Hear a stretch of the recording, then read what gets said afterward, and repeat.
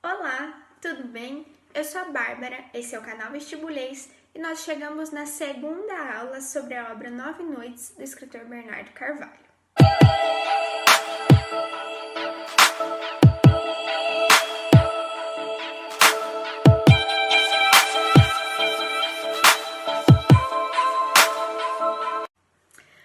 Nos agradecimentos de seu livro, Bernardo Carvalho escreve: Este é um livro de ficção. Embora esteja baseado em fatos, experiências e pessoas reais, é uma combinação de memória e imaginação, como todo romance, em maior ou menor grau, de forma mais ou menos direta. Nessa aula, nós investigaremos o que é fato e o que é ficção. Para começar, nós vamos conhecer as 4 capas que o livro já teve em suas 4 edições até hoje. Essa é a primeira, de 2002, no lançamento do livro. Essa é a segunda, de 2003. Essa é a terceira, de 2006. E a última, de 2015. Embora todas as capas tenham as suas particularidades, a que nos interessa aqui é a última, de 2015, publicada pela Companhia das Letras. Você acredita que essa criança que está na capa, ao lado do índio, em uma tribo indígena, é Bernardo Carvalho, o próprio escritor do livro? Se alguém não sabia, agora sabe. E esse vai ser o ponto de partida para a gente entender um pouco o assunto de hoje. Bernardo Teixeira de Carvalho nasceu em 1960, no Rio de Janeiro. Quando criança, conheceu tribos indígenas na companhia de seu pai. No ano de 1983, formou-se jornalista. A partir de 1986, passou a trabalhar como repórter na Folha de São Paulo. Em 2001, após ler um artigo em que Buell Quinn é citado, inicia uma busca que resulta no livro Nove Noites. O narrador do livro Nove Noites não diz qual é o seu nome, mas conta, em primeira pessoa, uma experiência que ele teve quando criança no Xingu. Na companhia de seu pai, uma figura um pouco estranha que queria comprar terras pela região, o narrador se lembra de alguns momentos traumatizantes da sua infância, quando ele foi ridicularizado pelos índios ou até mesmo quando ele quase morreu em um acidente de avião com seu pai. Em 2001, trabalhando como jornalista, o narrador lê o nome de Buell Quinn e decide iniciar uma busca sobre a vida e a morte do antropólogo. Embora o narrador não diga quem é, a gente percebe que as similaridades entre a história do narrador e do autor são muito próximas, são histórias de vida muito parecidas. E é aqui que a gente começa a entender um pouco como se dá essa relação de fato e ficção na construção do romance. E agora a gente entendeu que um dos narradores dessa trama é um homem que tem uma vida muito parecida com a do Bernardo Carvalho, o próprio autor do livro. Mas esse narrador não é o único. Nós temos um segundo narrador chamado Manuel Perna. Manuel Perna, um homem sertanejo que trabalhava como engenheiro, ficou amigo de Buell Quinn alguns meses antes de ele cometer suicídio. Na década de 40, antes de Manuel Perna morrer, ele escreveu uma carta-testamento em que ele fala muito sobre Buell Quinn. Eu selecionei um trecho da carta para a gente ler junto. Só eu guardo a memória dele, mas naquele dia nem eu e nem ninguém podíamos imaginar o que recebíamos. Veio com um chapéu branco, como se fosse o capitão de um navio, camisa branca, bombachas e botas. Nem eu, nem ninguém podíamos ver nada por trás da elegância tão altiva e imprópria para o lugar e a ocasião, ainda mais para quem agora olha retrospectivamente. Ninguém podia prever a desgraça que em menos de 5 meses lhe arrancaria a vida. Embora Manuel Perna tenha realmente existido, ao longo da trama a gente descobre que essa carta é fictícia, já que ele nunca deixou nenhuma carta-testamento ou que, pelo menos, nunca foi encontrado nenhum documento deixado por Manuel Perna. Entretanto, só é possível entender a história e criar um fio que ligue todos os fatos através dessa carta escrita por Manuel Perna, que, embora não seja real, possui dados reais, dados levantados por Bernardo Carvalho em sua pesquisa. Vamos ver agora o que o Bernardo Carvalho falou sobre a criação desse personagem em uma entrevista concedida a Flávio Moura. Esse personagem, o Manuel Perna, é uma espécie de desejo do autor de resolver as lacunas que não são resolvidas pela pesquisa. Várias pistas me induziam a certas conclusões, mas eu não tinha certeza, precisava de um negócio que fechasse, e a única pessoa que podia ter visto era ele. Por isso, logo no início, percebi que ele seria um dos narradores. No livro, ele aparece como engenheiro. Na verdade, ele era barbeiro, mas achei que ia ficar muito inverossímil ele escrevendo daquele jeito empolado com essa profissão.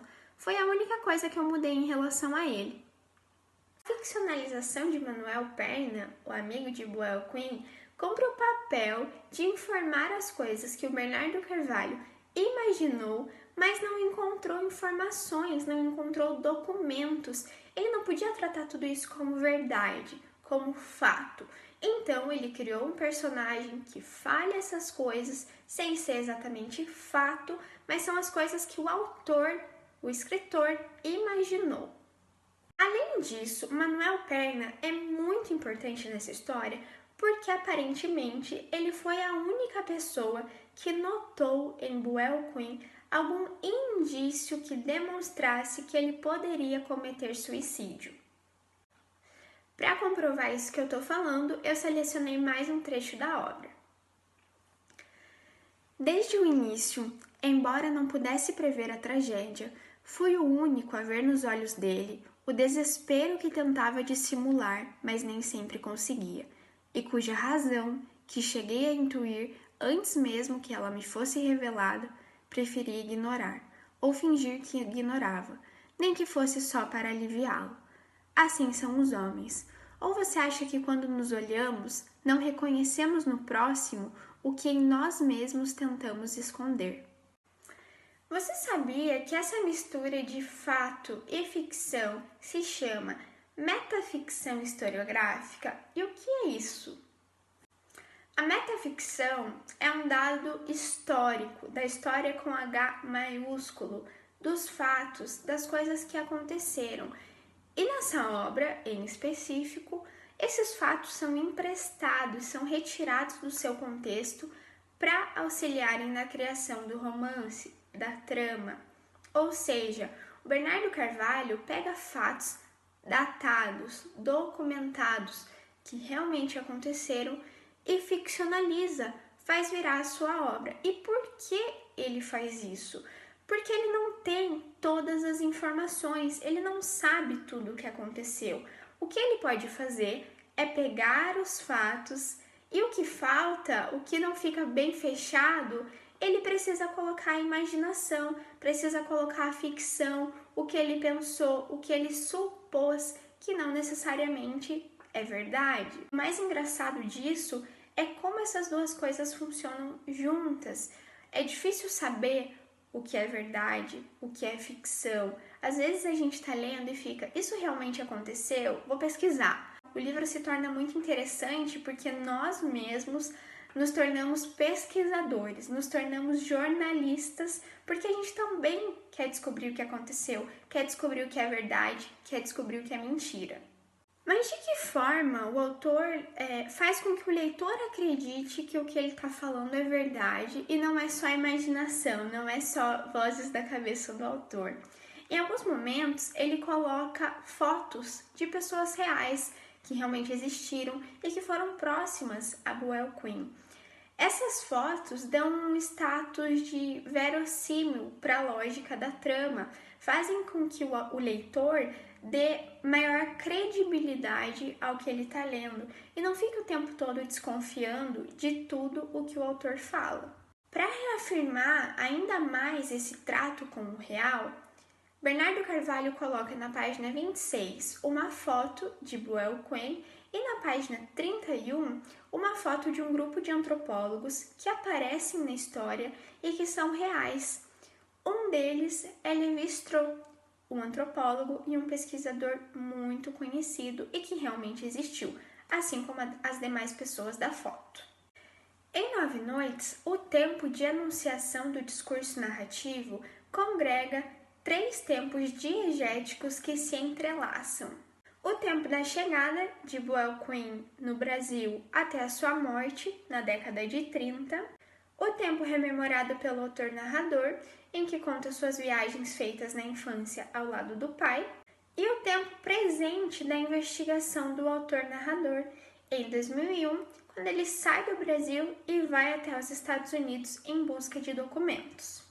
Você sabia que tempo diegético é o tempo da trama? Não necessariamente precisa ter relação com a vida real, é o tempo que o autor escolhe para que os acontecimentos da trama aconteçam.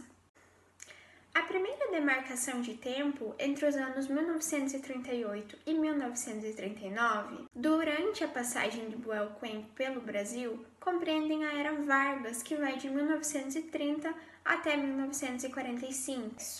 Além disso, em 1939, no mesmo ano em que Buell Quinn cometeu suicídio, teve início o segundo grande conflito militar mundial, que nós conhecemos como Segunda Guerra Mundial. Poucos anos depois do início, o Brasil entra na guerra e, sob o governo de Getúlio Vargas, passa a apoiar o lado dos aliados. O segundo momento diz respeito à infância do narrador, que nasceu em 1960 e, quando criança, frequentou o Xingu na companhia de seu pai. Especificamente no ano de 1964, a ditadura militar brasileira foi instaurada e os anos depois de 1964 foram marcados por muita repressão, violência e censura. Em 1968, o Ato Institucional número 5, conhecido como AI-5, foi criado e com ele qualquer manifestação democrática estava proibida. Por último, nos deparamos com o ano de 2001, quando o autor, narrador, inicia suas buscas sobre a história de Buell Quinn. Nesse ano, talvez alguns de vocês já estivessem prestes a nascer, mas em 11 de setembro de 2001, ocorreram os ataques terroristas contra os Estados Unidos, coordenados pela organização fundamentalista islâmica Al-Qaeda.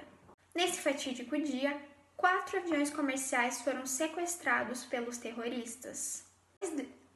2 deles colidiram intencionalmente contra as torres gêmeas do complexo World Trade Center, em Nova York. O terceiro colidiu com o Pentágono, sede do Departamento de Defesa dos Estados Unidos. O último avião perdeu o controle e caiu em um campo aberto da Pensilvânia. Esses ataques deixaram quase 3.000 mortos e os Estados Unidos responderam invadindo o Afeganistão. Mas por que eu tô falando tudo isso?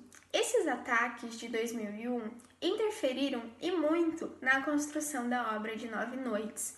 No mesmo ano, Bernardo Carvalho iniciou suas buscas sobre o antropólogo Buell Quinn, primeiramente no Brasil, com os índios, e posteriormente nos Estados Unidos.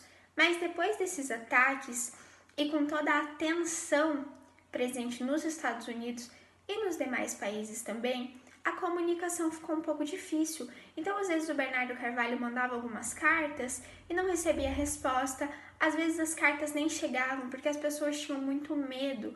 A tensão era muito grande, até mesmo de abrir o correio. Então, por isso, a pesquisa ficou um pouco restrita ao que ele já tinha feito antes dos atentados, porque depois disso, a comunicação ficou praticamente inexistente. Bom, hoje nós vimos que a trama de 9 Noites é perpassada por uma série de conflitos e tensões mentais, individuais, factuais e fictícias, mas também geográficas, sociais e políticas.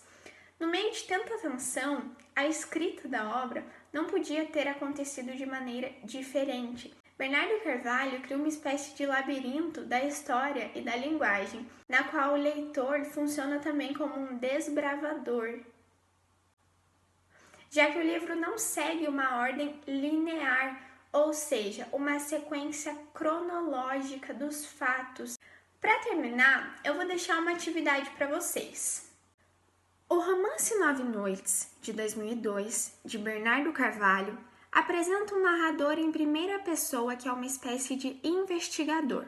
O seu objetivo inicial é o de desvendar o mistério em torno da morte do antropólogo Boel Quinn. Em determinado momento, em relação à leitura, o narrador revela: cada um lê os poemas como pode e neles entende o que quer. Aplica o sentido dos versos à sua própria experiência acumulada até o momento em que os lê. A visão do narrador-personagem, relativa ao ato de ler, assemelha-se à própria investigação por ele compreendida.